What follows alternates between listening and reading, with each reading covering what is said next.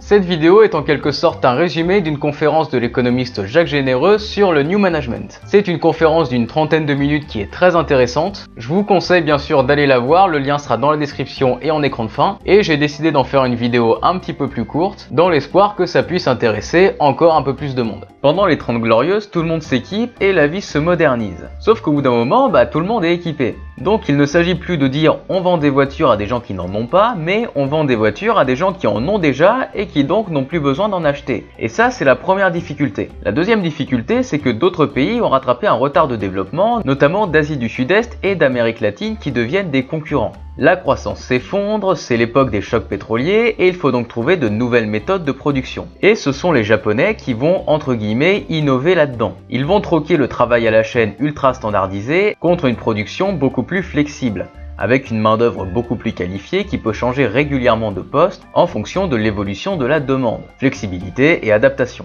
Et ça aurait pu être beau. Ça reconnaissait que le travail à la chaîne était aliénant, et cette flexibilité aurait pu s'accompagner en contrepartie d'une reconnaissance supplémentaire pour le travailleur, notamment au niveau des responsabilités dans les entreprises ou des intéressements aux bénéfices, c'est-à-dire qu'ils auraient été tout simplement mieux rémunérés. Sauf que non, parce que cette modification des modes de production est arrivée en même temps que l'accession au pouvoir des néolibéraux, Thatcher, Reagan, etc. Avec l'idée que les marchés règlent les problèmes, qu'il faut limiter le poids des États, qu'il faut intensifier le libre-échange et la concurrence, etc. En bref, le but est de redonner le pouvoir aux détenteurs du capital. Et donc les néolibéraux se sont réappropriés ces nouvelles méthodes, et au lieu d'en faire profiter les travailleurs, c'est-à-dire les producteurs de valeur, ou même les entreprises en général, ils ont fait en sorte d'augmenter la rentabilité de la production, de manière à rapporter plus aux actionnaires. Et c'est là que ça devient problématique. Parce que la philosophie de ce New Management, à partir de ce moment-là, c'était pas de penser aux résultats à long terme, mais de gérer les ressources humaines sur le moment pour qu'elles soient le plus rentables possible.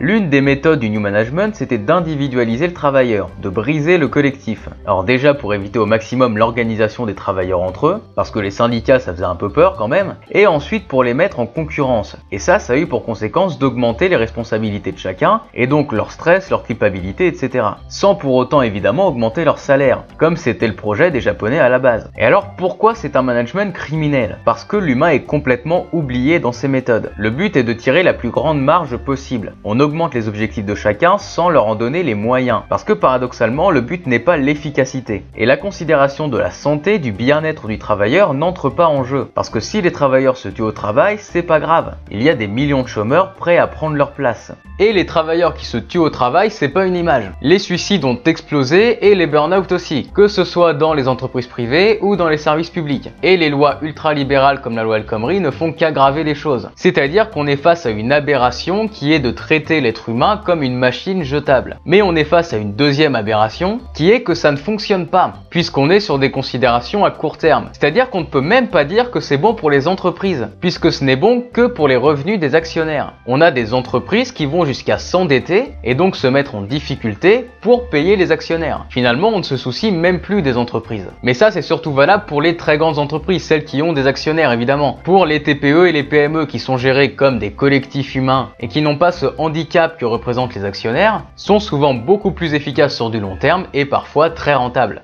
Si vous souhaitez voir la conférence en entier, et je vous invite à le faire, ça se passe en écran de fin et dans la description, vous pouvez en attendant mettre un pouce bleu à cette vidéo et la partager, et bien sûr vous abonner à ma chaîne et aller voir les autres vidéos. Vous pouvez également me soutenir en faisant un don sur ma page Tipeee qui se trouve dans la description, et moi je vous dis à la prochaine.